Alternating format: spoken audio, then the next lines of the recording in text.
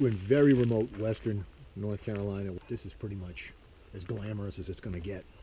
Next pictures will be from the trail, Standing Indian Loop. So stop interrupting this, Sylvia. I'm talking to the people at home. If you are looking for an introduction to the Appalachian Trail or are interested in a relatively short backpacking trip, then the Standing Indian Loop may be exactly what you're looking for. Nantahala River. This is an outstanding hike on the Appalachian Trail where it makes a sort of a hairpin detour around the Standing Indian Campground.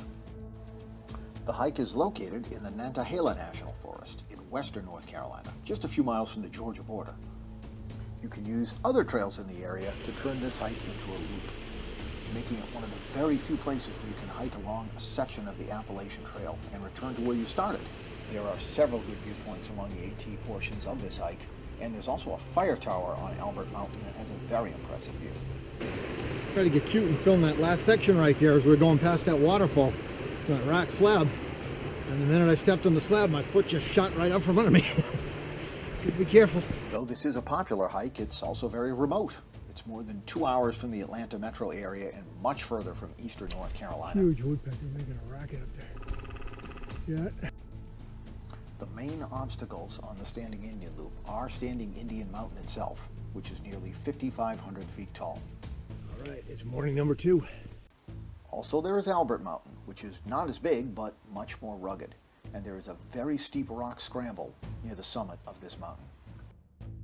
The loop is a great choice for hikers of all abilities because, in addition to being scenic, it's also logistically pretty straightforward once you get here. This is Carter Gap. The most popular itinerary, and the one we used, is to leave from the National Forest Service backcountry parking area near the campground and go in the counterclockwise direction, using the Kimsey Creek Trail outbound and returning via the Long Branch Trail. And there is a view. Now, something that should be clear, it's a fairly moderate section of the AT, but it is not an easy hike. It's nearly 24 miles long in total, and you will have to carry a full backpack and all of your equipment the entire way. You will need to bring a tent or other shelter, a sleeping bag, plenty of warm layers unless it's summer, a stove, and a supply of food. We recommend you boil or filter all your water. So this is pointed the other way. 3 trail shelters with camping areas come up along the way, and there are hundreds of other campsites. Finding a place to camp will not be a problem. Finding a campsite with a view or one in close proximity to water, now that is more challenging. Also, don't forget that you're going to have to store your food out of reach of bears, which are very active in this region. We recommend you purchase an updated Appalachian Trail guidebook that shows the exact location of everything on the trail, including water and shelters. It really helps. Yeah. Pretty much all downhill from here. We consider this a 2.5-day hike.